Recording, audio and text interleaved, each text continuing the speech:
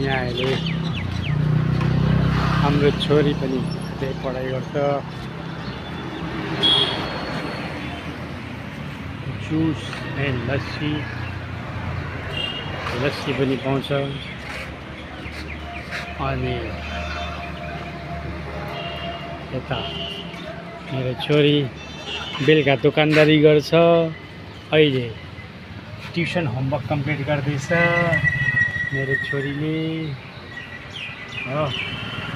हाम्रो छोरी त स्कुलबाट आउँछ, आएर यहीँ लुगा फेर्छ, यहीँनिर हामी खाना खान्छौँ।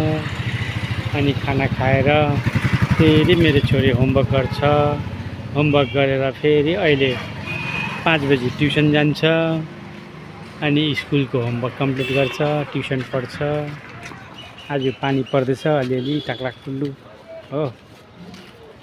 यहाँ हाम्रो फुड ट्रक हो, गुन्जन सुनारको फुड ट्रक।